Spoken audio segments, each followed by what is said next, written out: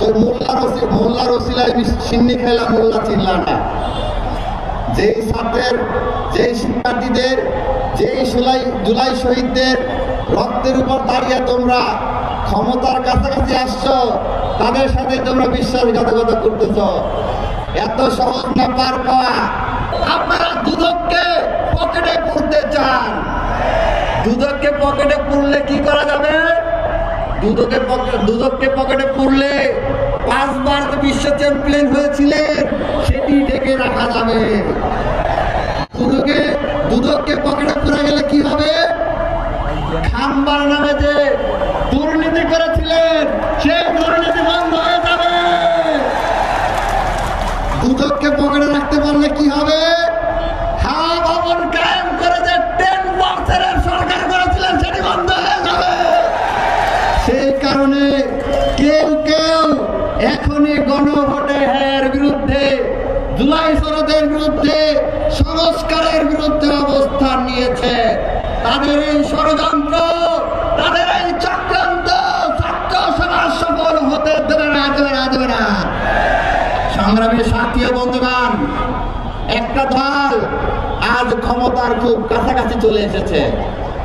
ক্ষমতার এতই কাছাকাছি চলে এসেছে, তো মোল্লার ওসিলায় সিন্নি খেলা মোল্লা চিনলা না।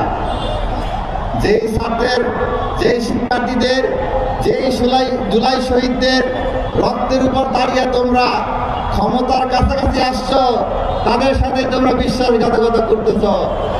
এত সহজ না পার পাওয়া।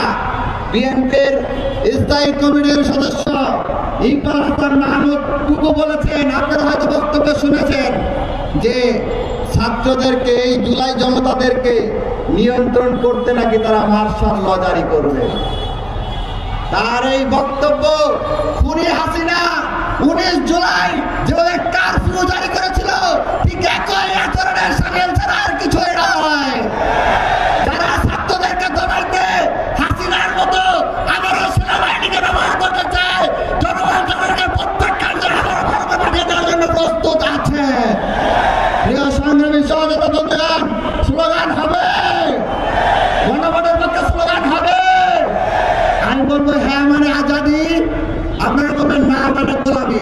হ্যাঁ মানে আজাদি, হ্যাঁ মানে আজাদি, হ্যাঁ মানে আজাদি, হ্যাঁ মানে মোদি, হ্যাঁ মানে আজাদি, না মানে মোদি, হ্যাঁ মানে হাদি, হ্যাঁ মানে হাদি, হ্যাঁ মানে হাদি, হ্যাঁ মানে হাদি। সংগ্রামী বিক্ষুব্ধ ছাত্র জনতা, আজকে আমাদের আরো একটি শপথ গ্রহণ করতে হবে। কোন রাজনৈতিক দল ইতিমধ্যেই ভোট কেন্দ্র দখল করে ইলেকশন ইঞ্জিনিয়ারিং এর পায়তারা করছে।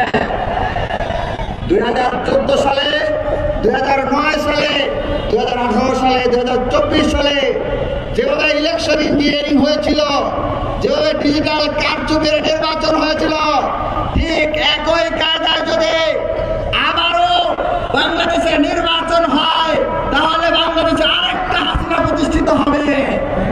সুতরাং এই ছাত্র সমাজকে জুলাই